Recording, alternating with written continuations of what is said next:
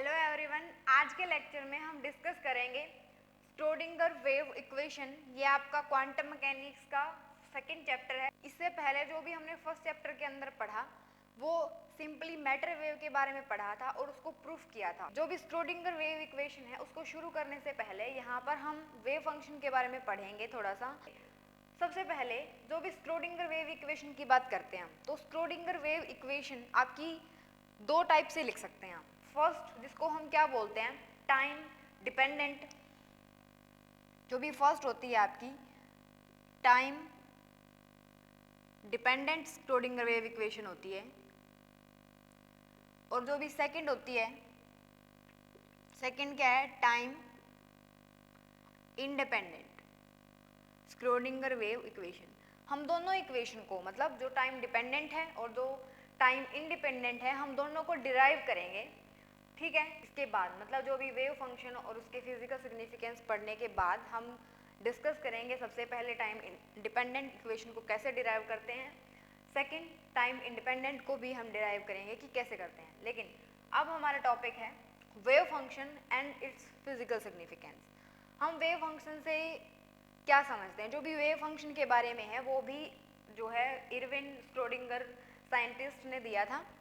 इसके बारे में क्या पढ़ते हैं हम, जो भी वेव फंक्शन की बात कर रहे हैं, एक मिनट के लिए अगर क्लासिकल मैकेनिक्स की बात करें तो वहाँ पर भी क्या करते हैं हम, जो भी पार्टिकल है उसकी कंप्लीट इन्फॉर्मेशन के लिए हमारे पास इक्वेशंस होती हैं। तो यहाँ पर भी जब भी हम क्वांटम मैकेनिक्स में बात करेंगे तो यहाँ पर भी जो भी पार्टिकल है अगर वो मूव कर रहा है तो उसके बारे में कंप्लीट जो इन्फॉर्मेशन है वो हमें कहाँ से मिलेगी, वो हमें वेव फंक्शन से मिलेगी।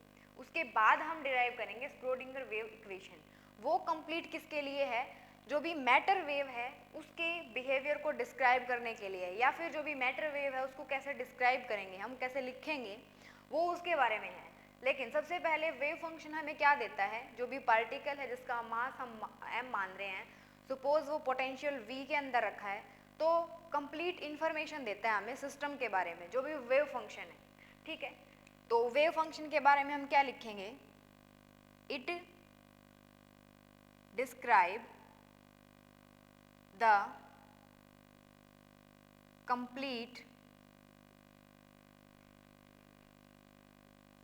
quantum mechanically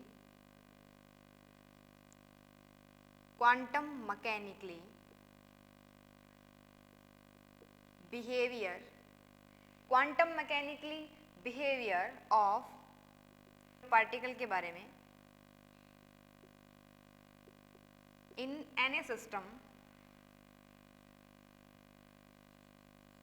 यहाँ पर हमारा सिस्टम से क्या मतलब है और पार्टिकल के बिहेवियर से क्या मतलब है, ये हमें क्या बताता है। सपोज कि जब क्लासिकल मैकेनिक्स की बात कर रहे थे तो कोई भी एक पॉइंट मान लेते हैं हम स्पेस के अंदर सपोज, तो वहाँ पर उसको रिप्रेजेंट करने के लिए हमारे पास बहुत सारे तरीके थे, जो भी हमने इक्वेशन से जो है वो डिराइव किए थे, जैसे वेलोसिटी, स्पीड, जो भी इक्वेशन जो हमने पढ़ी थी वो थी।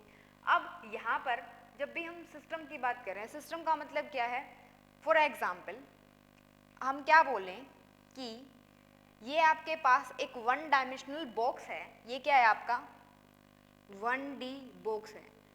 इसके अंदर आपको पोटेंशियल जो है, मतलब जो पोटेंशियल है वो अंदर आपको 0 गिवन है। ठीक है, इसका मतलब क्या है कि जो भी पार्टिकल है वो आपका फ्री है।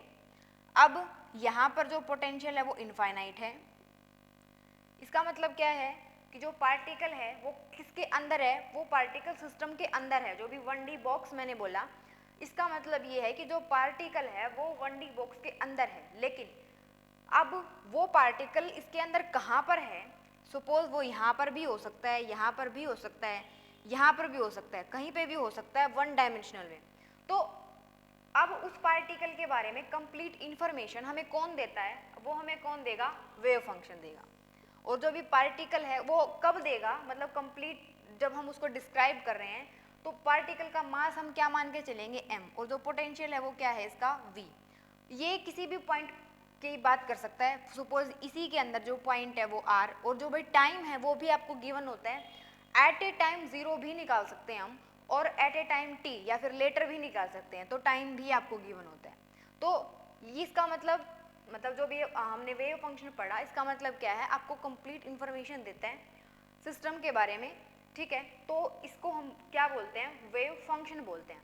अब थोड़ा वेव फंक्शन से आगे बढ़ते हैं। अभी अभी हमने क्या बोला कि जो भी पार्टिकल है, पार्टिकल कहाँ है, वन डायमेंशनल बॉक्स के अंदर है। अब क्या कितनी प्रोबेबिलिटी है इस बात की कि वो पार्टिकल यहाँ पर है या फिर यहाँ पर है या फिर यहाँ पर है। मतलब एक तरीके से अगर हम एक्चुअली बात करें तो क्वांटम मैकेनिक्स कंप्लीटली जो है बेस्ड होती है प्रोबेबिलिटीज पे। क्वांटम मैकेनिक्स में हम कहीं पर भी ये नहीं पढ़ते कि इन एक्चुअल जो पार्टिकल है वो यहाँ पर है। हम हर एक सिस्टम में सिर्फ उसकी प्रोबेबिलिटी निकालते हैं। तो यहाँ पर अगर हम प्रोबेबिलिटी की बात करें तो वो प्रोबेबिलिटी कैसे फाइंड आउट करते हैं, प्रोबेबिलिटी ऐसे फाइंड आउट करते हैं। अगर हम प्रोबेबिलिटी की बात कर रहे हैं,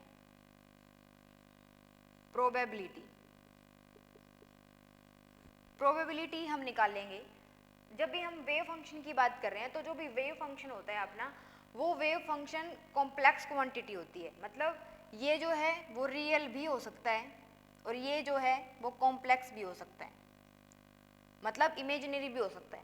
तो टोटल मिलाकर जो ये फंक्शन है उसको क्या बोलते हैं, हम कॉम्प्लेक्स बोलते हैं।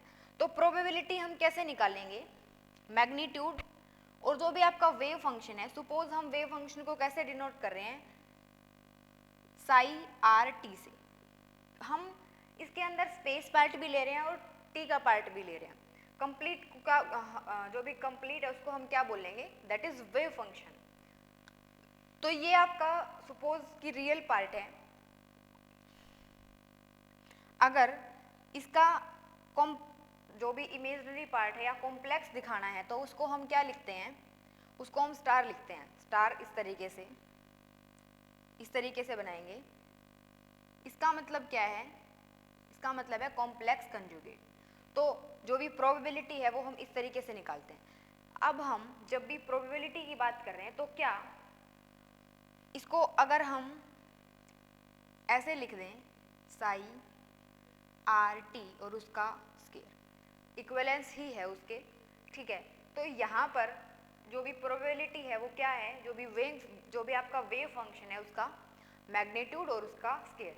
जब भी प्रोबेबिलिटी की बात करते हैं, जो प्रोबेबिलिटी है यहाँ पर हमें नोट करना है कि वेव फंक्शन बेशक हमारा रियल या फिर कॉम्प्लेक्स हो सकता है, लेकिन जब भी प्रोबेबिलिटी की बात कर रहे हैं तो जो प्रोबेबिलिटी है हमारी, वो प्रोबेबिलिटी हमेशा रियल ही आएगी, ठीक है। बिकॉज यहाँ पर उसका मैग्नीट्यूड है।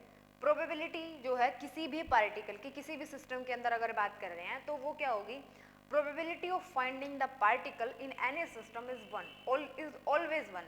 तो जब भी हम यहाँ से साई आर टी या फिर कुछ और भी निकालेंगे फंक्शन, तो वो हम किसके इक्वल होगा, हमारा इक्वल्स टू 1 होगा। बिकॉज प्रोबेबिलिटी कभी भी जीरो नहीं होती है, probability equals to zero, probability zero नहीं होती हमारी, ठीक है, वो इक्वलेंस टू 1 होती है। मतलब पार्टिकल जो है वो जो सपोज हम यही एग्जांपल लेके चलें तो प्रोबेबिलिटी है कि वो पार्टिकल इसके अंदर है, ठीक है। ये नहीं बोल सकते हम कि अगर हमारा जो भी वेव फंक्शन है या फिर जो भी हम निकालेंगे अगर वो जीरो आ गया तो इसका मतलब है कि हमने कुछ गलती की है। बिकॉज जो प्रोबेबिलिटी है वो क्या नहीं आएगी, जीरो नहीं आएगी कभी भी।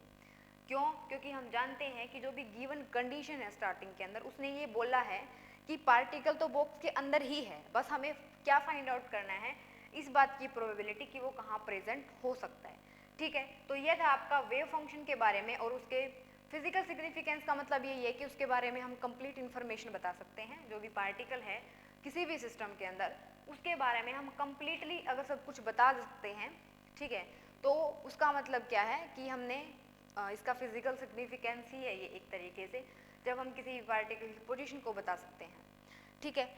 इसके बाद क्या है आपका, इसके बाद यहाँ पर बहुत इम्पोर्टेंट एक वर्ड बोला हमने, दैट इज वेव फंक्शन। हर एक सिस्टम के लिए जो वेव फंक्शन है वो अलग अलग होता है। जैसे अगर हम अभी अभी हमने एक एग्जाम्पल लिखा था, उसके अंदर जो भी एग्जाम्पल था वो एग्जाम्पल क्या था, 1D बॉक्स का था।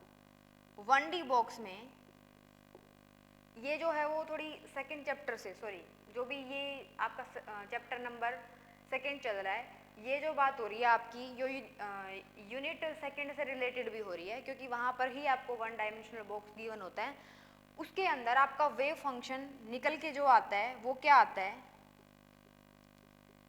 इक्वल्स टू ए साइन यहाँ पर n pi x divided by l, something इसी टाइप से आता है। अब हम क्या बताने चाह रहे हैं यहाँ पर, जो भी वेव फंक्शन है उसका फिजिकल सिग्निफिकेंस हमने पढ़ लिया, लेकिन हम ये बताना चाह रहे हैं कि जो भी कंप्लीट सिस्टम की अगर बात कर रहे हैं या फिर कोई भी सिस्टम है, यहाँ पर हमने वन डायमेंशनल सिस्टम लिया, अगर हम एक सिस्टम और लेते हैं जैसे लीनियर हार्मोनिक सिस्टम लें, ठीक है, तो ये भी एक अलग से सिस्टम है, या फिर हम क्या लें, एक स्टेप फंक्शन लें इस टाइप से, ये भी एक सिस्टम है क्वांटम मैकेनिकली। तो हर एक सिस्टम के लिए जो वेव फंक्शन होता है वो वेव फंक्शन क्या होता है, अलग अलग होता है। लेकिन क्या हम कुछ भी लिख दें, फॉर एग्जाम्पल हमने वन डायमेंशनल लिख दिया और साई आर टी मैंने यहाँ पर कुछ भी लिख दिया, तो क्या वो वैलिड है?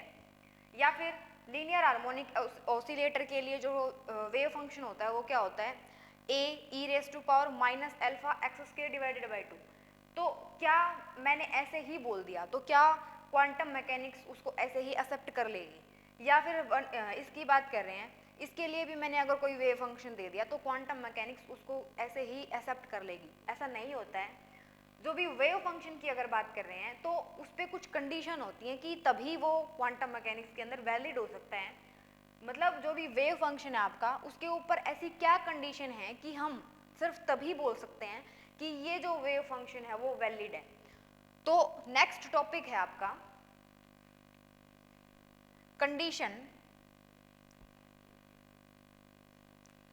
कंडीशन ऑन वेव फंक्शन या फिर condition satisfied by the wave function.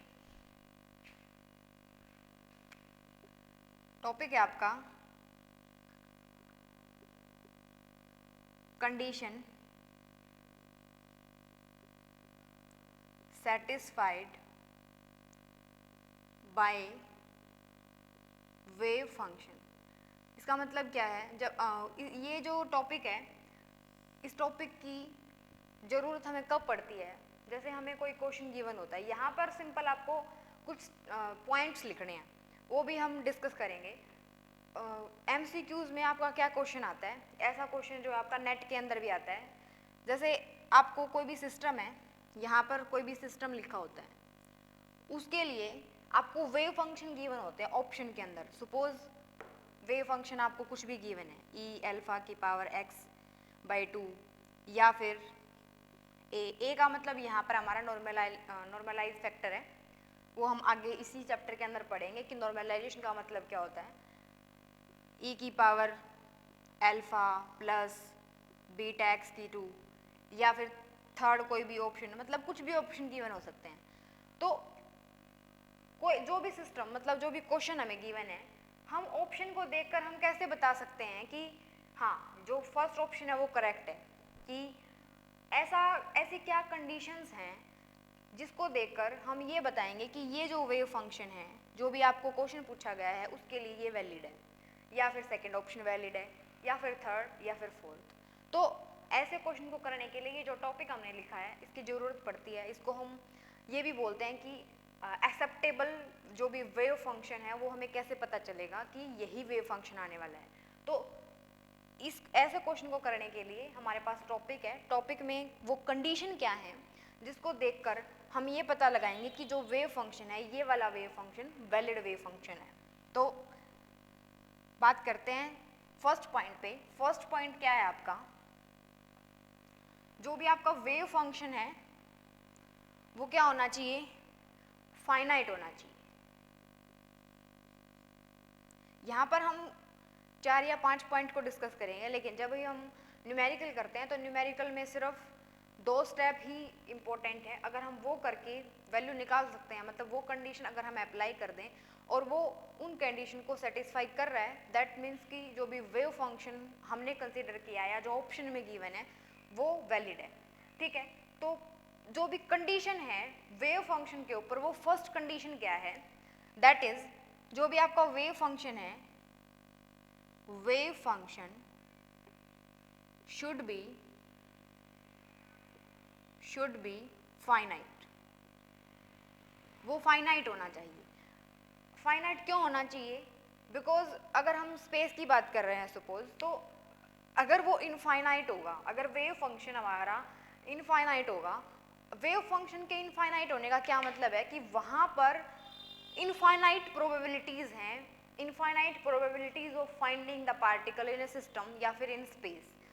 तो ऐसा पॉसिबल नहीं है क्वांटम मैकेनिक्स के अंदर कि हमारे पास इनफाइनाइट नंबर ऑफ पॉसिबिलिटी हो कि जो पार्टिकल है सिस्टम के अंदर हो सकता है। अगर ऐसा होगा तो वो हेजनबर्ग अनसर्टेनिटी प्रिंसिपल जो हमने पढ़ा था कि जो भी del x into del P है या फिर एक साथ हम पोजीशन नहीं बता सकते, वो क्या हो जाएगा, गलत हो जाएगा। जो हेजनबर्ग अनसर्टेनिटी प्रिंसिपल है वो इस बात को एक्सेप्ट नहीं करता कि जो वेव फंक्शन है वो इनफाइनाइट होगा। ठीक है, तो यहाँ पर आपकी फर्स्ट कंडीशन क्या है, wave function should be finite. ठीक है, इसके बाद क्या है आपका, इसके बाद जो सेकंड कंडीशन है, जो भी फर्स्ट कंडीशन है उसके अंदर हमने क्या लिखा है, जो वेव फंक्शन है शुड बी फाइनाइट। यहाँ पर हम थोड़ा करेक्शन कर सकते हैं, शुड बी में ये हो जाता है कि फाइनाइट भी हो सकता है, इनफाइनाइट भी हो सकता है, लेकिन यहाँ पर हम हमारी थोड़ी इंग्लिश चेंज करेंगे। जो वेव फंक्शन है आपका वो क्या होना चाहिए, मस्ट बी फाइनाइट। ऐसा क्यों होना चाहिए, दोबारा डिस्कस करते हैं। अब सपोज कि इनफाइनाइट लेते हैं हम, सपोज ये यहाँ कंडीशन की बात कर रहे हैं स्पेस के अंदर। स्पेस के अंदर फाइनाइट होने का मतलब क्या है कि इसी के अंदर है वो, लेकिन अगर हम बात कर रहे हैं किसी एक पर्टिकुलर पॉइंट पे, सपोज ये पर्टिकुलर पॉइंट है, अगर इनफाइनाइट की अगर हम बात करें, अगर वेव फंक्शन हमारा इनफाइनाइट हो गया तो इनफाइनाइट का मतलब क्या होगा कि बहुत सारी प्रोबेबिलिटी है कि ये जो पार्टिकल है वो कहीं पर भी प्रेजेंट हो सकता है। लेकिन जब भी पर्टिकुलर पॉइंट की बात की है उसने, तो वेव फंक्शन जो है वो फाइनाइट होना चाहिए, बिकॉज अगर इनफाइनाइट हो गया तो इसका मतलब है लार्ज नंबर ऑफ प्रोबेबिलिटीज हैं। लेकिन ये जो है एक्सेप्टेबल नहीं है। क्यों एक्सेप्टेबल नहीं है, बिकॉज हेजनबर्ग अनसर्टेनिटी प्रिंसिपल यहाँ पर हमारा फेल हो जाएगा। लेकिन वो जो लॉ है, मतलब वो जो प्रिंसिपल है वो हमारा वैलिड है, वो गलत नहीं है। तो ये जो है इसका मतलब हम क्या बोल सकते हैं कि इनफाइनाइट नहीं हो सकता वेव फंक्शन। सेकंड क्या है, सेकंड है आपका जो वेव फंक्शन है, wave function must B single valued. Single valued का क्या मतलब है, सिंगल वैल्यूड का मतलब ये है कि अगर हम बात कर रहे हैं वेव फंक्शन की, सपोज वेव फंक्शन मतलब जो भी पार्टिकल है उसकी हमें एक तरीके से पोजीशन बतानी है। अब सपोज की पोजीशन हम यहाँ बता रहे हैं, तो सिंगल वैल्यू मतलब यहाँ पर जो भी आपका पार्टिकल है उसकी एक ही वैल्यू पॉसिबल है। जो भी स्पेस है, सपोज यहाँ बात कर रहे हैं तो यहाँ पर उसकी एक ही वैल्यू पॉसिबल है। सपोज वो वैल्यू कुछ भी आ जाती है, अगर वो वैल्यू मतलब मल्टीपल होने का मतलब क्या है, अगर हम जो भी वेव फंक्शन है वो सिंगल वैल्यूड होना चाहिए। अगर ऐसा हो गया सपोज कि एक ही पॉइंट पे बहुत सारी वैल्यू आ गई उसकी, तो इसका मतलब क्या हो गया कि वहाँ पर बहुत सारी प्रोबेबिलिटी है कि जो पार्टिकल है वो कहीं पर भी प्रेजेंट हो सकता है। ठीक है, इसके अंदर हम क्या बोल रहे हैं कि जो वेव फंक्शन है वो सिंगल वैल्यूड होना चाहिए। इसका मतलब ये है, अगर हम किसी एक पॉइंट की बात करें, कोई भी एनी पॉइंट, वहाँ पर सपोज जो भी आपका वेव फंक्शन है उसकी वैल्यू यहाँ पर कुछ भी आ जाती है। सिंगल वैल्यू का मतलब है वैल्यू एक आनी चाहिए, ये होना चाहिए। लेकिन अगर हम ये मान रहे हैं कि कोई भी एनी पॉइंट है, अगर उस पर एक से ज़्यादा वैल्यू आ गई, सपोज कि जो भी वेव फंक्शन है आपका वहाँ पर दो वैल्यू आ गई हमारी, या फिर इस दो से ज़्यादा वैल्यू होगी, तो दो से ज़्यादा वैल्यू, साई की दो से ज़्यादा वैल्यू होने का क्या मतलब है कि पार्टिकल की प्रोबेबिलिटी उस एक पॉइंट के ऊपर होने की क्या है, इनफाइनाइट है। लेकिन एक पॉइंट की बात कर रहे हैं तो उस पॉइंट पे एक ही पॉसिबिलिटी है कि वो पार्टिकल वहाँ प्रेजेंट हो सकता है। अगर उसकी ज़्यादा वैल्यू आ जाती है तो इसका मतलब दैट इज़ नॉट एक्सेप्टेबल। वही जो भी ला हम कौन सा लगाएंगे, अनसर्टेनिटी प्रिंसिपल, या फिर हम ये बोल सकते हैं कि पार्टिकल इन एनी पोजीशन, अगर सपोज एक पॉइंट की बात कर रहे हैं, कोई भी एक पॉइंट मान लेते हैं, वहाँ पर जो भी प्रोबेबिलिटी है finding, probability of finding the electron, वो सिंगल वैल्यू ही है, मतलब एक बार ही प्रेजेंट हो सकता है वहाँ पर पार्टिकल। जो भी ज़्यादा वैल्यू है वो पॉसिबल नहीं है वेव फंक्शन की। ठीक है, आपका जो थर्ड पॉइंट है, थर्ड पॉइंट क्या है, जो भी वेव फंक्शन है आपका, wave function psi and its first derivative and its first derivative, मतलब क्या निकालेंगे हम, D psi divided by d x, ये क्या होने चाहिए, कॉन्टिन्यूअस एवरीवेयर, अदरवाइज जो भी फंक्शन है वो हमारा क्या नहीं होगा, एक्सेप्टेबल नहीं होगा। फोर्थ पॉइंट क्या है अपना, जो भी फोर्थ पॉइंट है जो भी थर्ड है उसके अंदर हमने क्या बोला, जो साई है और उसका जो फर्स्ट डेरिवेटिव है वो क्या होना चाहिए, कॉन्टिन्यूस होना चाहिए एवरीवेयर। फोर्थ के अंदर भी आपका इसी टाइप से है कुछ, अगर हम D psi upon d x निकाल रहे हैं तो हम क्या निकाल सकते हैं, d psi upon d x square भी निकाल सकते हैं। ये वैल्यू है आपकी क्या आनी चाहिए, फाइनाइट। ठीक है, जो भी फिफ्थ है या फिर फोर्थ के अंदर ही लिख सकते हैं। नेक्स्ट में जो भी फोर्थ है आपका, उसके अंदर पॉइंट क्या है कि जो वेव फंक्शन है वो आपको ऐसा चूज करना है, या फिर wave function must be in such a way that कि हम उसको कंप्लीटली डिस्क्राइब पार्टिकल को कंप्लीटली डिस्क्राइब कर सकें at a time t 0 and a later time, जो भी लेटर टाइम है वो t, मतलब ऐसा नहीं है कि जब t 0 था तभी हम उसको जो भी पार्टिकल है उसको एक्सप्लेन कर पा रहे हैं, उसकी कंप्लीट इन्फॉर्मेशन बता रहे हैं। तो t टाइम पे या फिर लेटर टाइम पे, ये t 0 पे था या फिर t टाइम पे हम उसकी जो भी उसकी कॉन्फ़िगरेशन है या फिर पूरा का पूरा सिस्टम की जो इंफॉर्मेशन है पार्टिकल के बारे में वो चेंज हो जाएगी। वो t इक्वल टू 0 पे अगर हम बता पा रहे हैं जो भी पार्टिकल है उसका वेव फंक्शन जो भी हमें बताएगा, वो t टाइम पे अगर बता पा रहे हैं तो वो t टाइम पर भी बताएगा वो हमें, अगर t 0 पे बता पा रहे हैं तो वो t टाइम पर भी बताएगा। जो भी फिफ्थ है, फिफ्थ क्या है, फिफ्थ है आपका जो भी आपको ऑप्शन में गिवन वेव फंक्शन है या फिर कोई भी वेव फंक्शन अगर हमें पता करना है कि वो वैलिड है या नहीं है, तो उसके अंदर हम क्या करेंगे, जो x की वैल्यू है उसको क्या पुट करके देखेंगे, x को हम पुट करके देखेंगे प्लस माइनस इनफाइनाइट, या अगर y की वैल्यू दे रखी है तो उसको भी प्लस माइनस इनफाइनाइट, इसको भी प्लस माइनस इनफाइनाइट। ये वैल्यू अगर हम पुट करके देखते हैं और जो भी वेव फंक्शन है वो 0 आता है, तो इसका मतलब है वो जो वेव फंक्शन है वो क्या होगा, एक्सेप्टेबल होगा। क्यों, ऐसा क्यों होगा, जब भी इनफाइनाइट की बात कर रहे हैं तो जो वेव फंक्शन है वो 0 ही होगा हमारा, बिकॉज इनफाइनाइट पॉइंट पे तो क्या हो जाएगा, इनफाइनाइट प्रोबेबिलिटीज हो जाएंगी, लेकिन वो पॉसिबल नहीं है। तो अगर वेव फंक्शन इस टाइप से आता है, जो भी फर्स्ट पॉइंट है, अगर एमसीक्यूज की बात करते हैं तो सबसे पहले हम यही करके देखते हैं, मतलब ये वैल्यू पुट करके देखते हैं। ये वैल्यू अगर हम पुट करके देख रहे हैं तो उससे भी हम पता कर सकते हैं कि जो भी वेव फंक्शन आपको ऑप्शन में गिवन है वो एक्सेप्टेबल है या नहीं है। फर्स्ट कंडीशन हम ये वाली चेक करते हैं, फर्स्ट कंडीशन ये चेक करते हैं। सेकंड कंडीशन हम क्या चेक करते हैं, सेकंड कंडीशन इस तरीके से चेक करते हैं हम, जो भी आपका वेव फंक्शन गिवन होगा उसका साई स्टार निकालेंगे, जो भी साई है उसको एज इट इज रखेंगे, जो ये कंप्लीट वैल्यू है वो आपकी क्या आनी चाहिए, फाइनाइट। तो हम बोल सकते हैं कि जो भी वेव फंक्शन है आपका वो क्या है, एक्सेप्टेबल है या फिर वैलिड है। ठीक है, ये था आपका वेव फंक्शन के बारे में। वेव फंक्शन के बारे में हमने क्या पढ़ा, कंप्लीट इन्फॉर्मेशन देता है हमें सिस्टम के बारे में, और जो भी कंडीशन जो है वो बहुत ज़्यादा इंपॉर्टेंट है ये पता करने के लिए जो भी वेव फंक्शन है वो वैलिड है या नहीं है, क्योंकि ऐसे ही उठा के हम कोई भी वेव फंक्शन किसी भी सिस्टम के लिए नहीं रख सकते। ओके, उसके बाद हम डिस्कस करते हैं श्रोडिंगर वेव इक्वेशन। हमें क्या निकालना है, सबसे पहले हम डिराइव करेंगे। कैसे डिराइव करेंगे, सबसे पहले time dependent Schrodinger wave equation. तो नेक्स्ट हेडिंग है हमारा टाइम डिपेंडेंट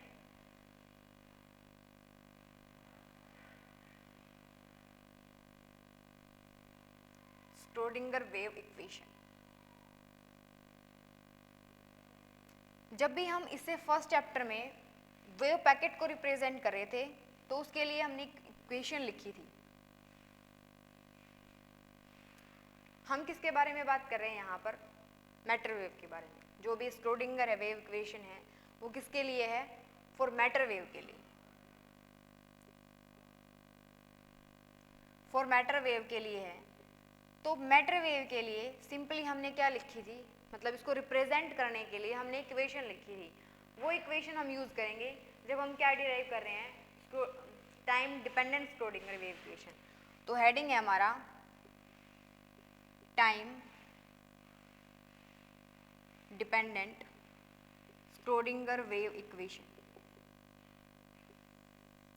इसको हम कैसे डिराइव करेंगे, सिंपली अगर हम मैटर वेव की बात कर रहे हैं तो मैटर वेव को रिप्रेजेंट करने के लिए हमारे पास इक्वेशन क्या थी, साई। अगर हम 1D में बात कर रहे हैं तो हम यहाँ पर x लिखेंगे, t a एक्सपोनेंट।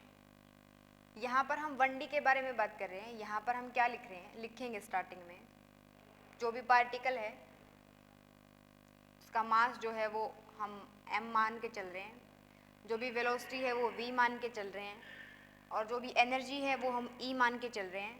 तो तब और इन ये सारा का सारा किसके अंदर है, ये सारा का सारा 1 डायमेंशनल के अंदर है। 3 डायमेंशन के लिए भी डिराइव करेंगे, लेकिन सबसे पहले हम 1D के लिए कर रहे हैं। तो एक्सपोनेंट आयोटा के एक्स माइनस ओमेगा टी, ये हम पहले पढ़ चुके हैं। मैटर वेव को हमने इस तरीके से रिप्रेजेंट किया था। अब इसके बाद इसी के अंदर थोड़ा मॉडिफिकेशन करते हैं, बिकॉज हम पार्टिकल की बात कर रहे हैं, पार्टिकल मूव कर रहा है तो इसका मतलब क्या है, उसका मोमेंटम भी होगा, उसकी एनर्जी भी होगी, बिकॉज हम मैटर वेव के बारे में बात कर रहे हैं। तो उसके साथ जो भी पार्टिकल एसोसिएटेड हैं, जो भी उसका मास है वो m मान के चल रहे हैं, वेलोसिटी जो वो v मान के चल रहे हैं, मोमेंटम सपोज p मान रहे हैं, जो एनर्जी है पूरी की पूरी वेव की वो हम E मान के चल रहे हैं, और जो भी वेव है उसकी वेवलेंथ भी होगी तो वो हम लैम्डा, प्रोपेगेशन जो कांस्टेंट है वो k है। तो यहाँ से हमने k को डिफाइन कर दिया, k क्या है, सबको हमने डिफाइन कर दिया। इसके बाद क्या है, हम क्या कर दें, यहाँ पर h कट से मल्टीप्लाई कर दें, h कट से डिवाइड कर दें। ऐसा हम क्यों कर रहे हैं अभी देखेंगे। a हमारा एज इट इज एक्सपोनेंट, अगर हम इसको h कट से मल्टीप्लाई और h कट से डिवाइड कर देते हैं दोनों तरफ, सपोज ये हमने आयोटा बाहर है हमारा, के एक्स माइनस एच कट से डिवाइड, एच कट से मल्टीप्लाई ओमेगा टी। यहाँ पर जो भी एच कट के है वो वैल्यू हमारी क्या होती है, पी होती है। ये हम पहले डिराइव कर चुके कि एच कट के को हम क्या बोलते हैं, एच कट के को, ये जो है दोनों में कॉमन है iota divided by h cut, तो इसको हम बाहर रख रहे हैं। अंदर क्या बचेगा, अंदर बचेगा आपका एच कट के क्या होता है, पी होता है, तो इसको हम पी लिखेंगे। तो यहाँ पर ये हमारा पी होगा, P x minus h cut omega क्या होता है, एनर्जी होती है, तो ये हमारी होगी ई। इसके बाद क्या है, इसके बाद जो भी इक्वेशन है हमारी, इक्वेशन आई है उसको हम इक्वेशन को लिख लेते हैं सबसे पहले, बिकॉज जो ये इक्वेशन है इसकी हमें ज़रूरत पड़ेगी। इसके बाद इक्वेशन क्या बच गई, x t equals to a exponent iota h cut p x minus E t. अगर यहाँ पर हम वेक्टर लगा रहे हैं तो यहाँ पर भी लगा सकते हैं, और अगर यहाँ नहीं लगा रहे तो इतना भी ठीक है हमारा, इस तरीके से भी लिख सकते हैं। तो ये है हमारी इक्वेशन। अब हमें क्या करना है, हम ये बोल रहे थे कि जो भी पार्टिकल है उसकी एनर्जी क्या है, ई है। तो for a non relativistic free particle, because quantum mechanics जो है वो नॉन रिलेटिविस्टिक पार्टिकल पे ही अप्लाई होती है, रिलेटिविस्टिक जो केस है वो बहुत डिफरेंट होते हैं। तो यहाँ पर अगर हम बात कर रहे हैं, इफ फॉर नॉन रिलेटिविस्टिक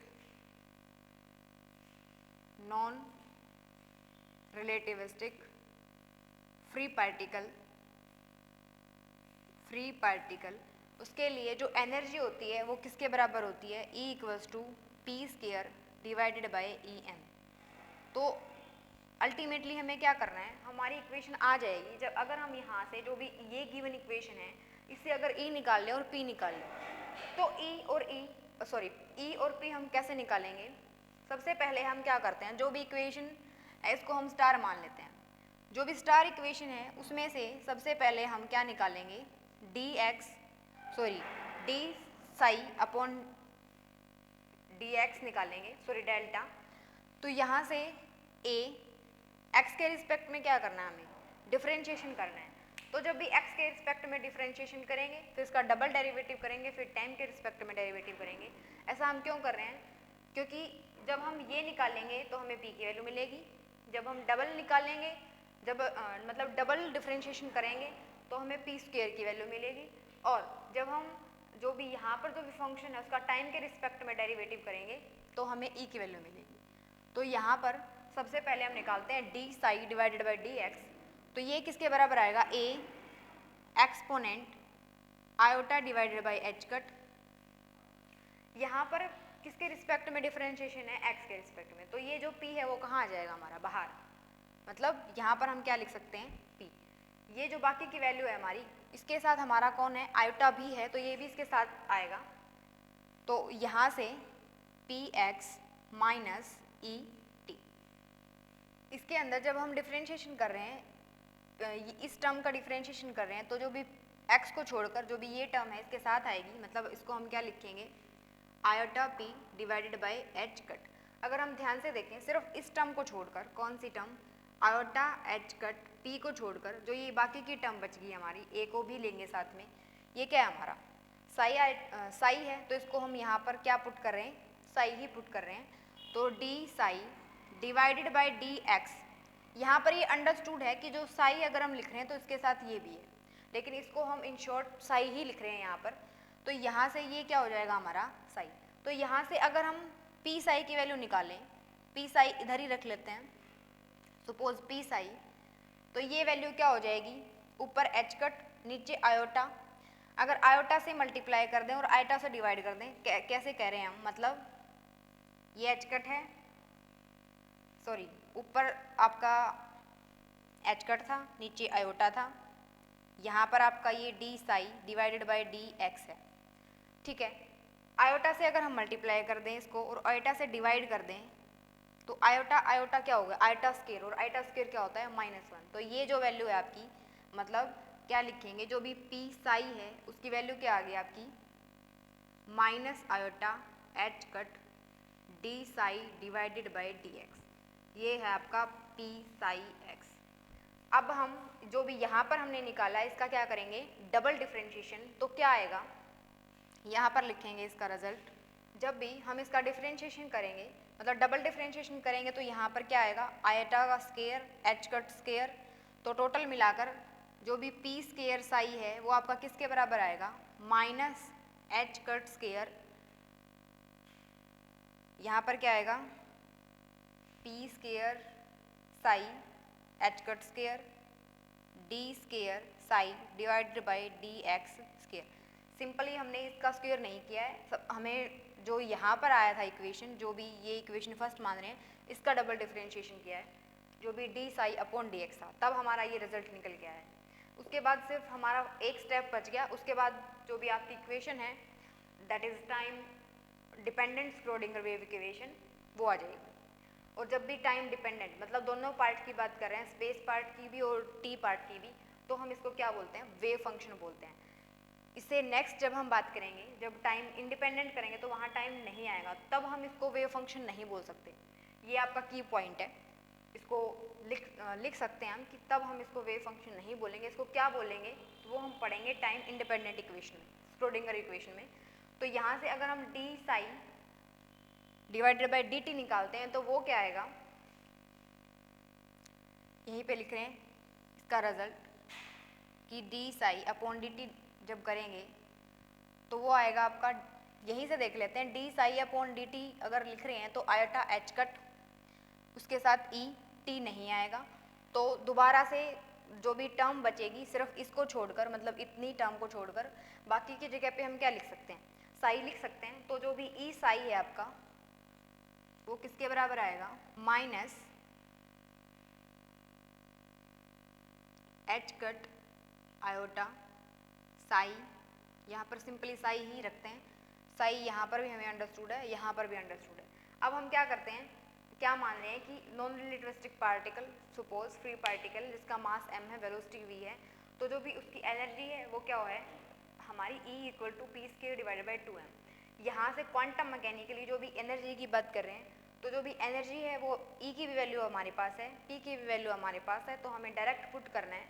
तो E की और P की जब वैल्यू पुट करेंगे तो वो क्या आएगी, रीअरेंज करके, मतलब जब हम यहाँ से E की वैल्यू पुट कर रहे हैं, इसको अगर हम आयोटा से मल्टीप्लाई कर दूँ मैं और आयोटा से ही डिवाइड कर दूँ, तो ऊपर क्या चला जाएगा आयोटा, आयोटा स्क्वायर मतलब -1, माइनस माइनस क्या हो जाएगा प्लस।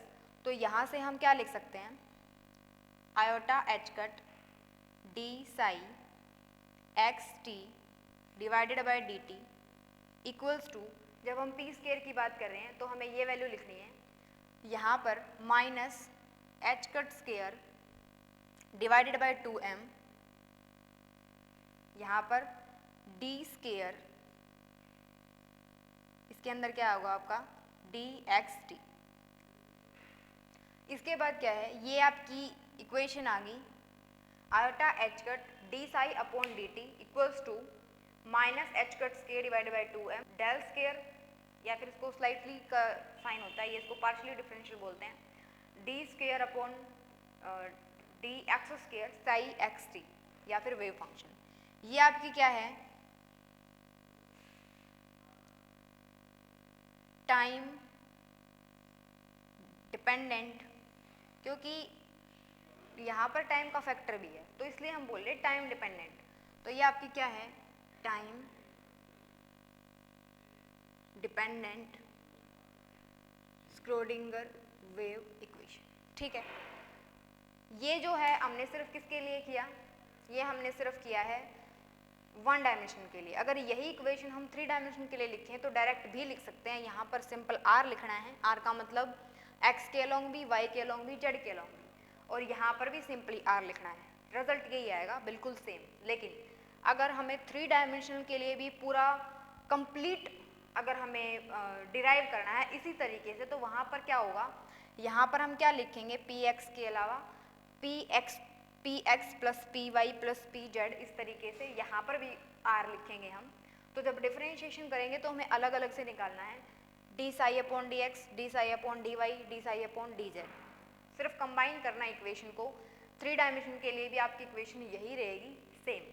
ठीक है, तो नेक्स्ट टाइम हम डिस्कस करेंगे Schrödinger wave equation, sorry time independent Schrödinger wave equation.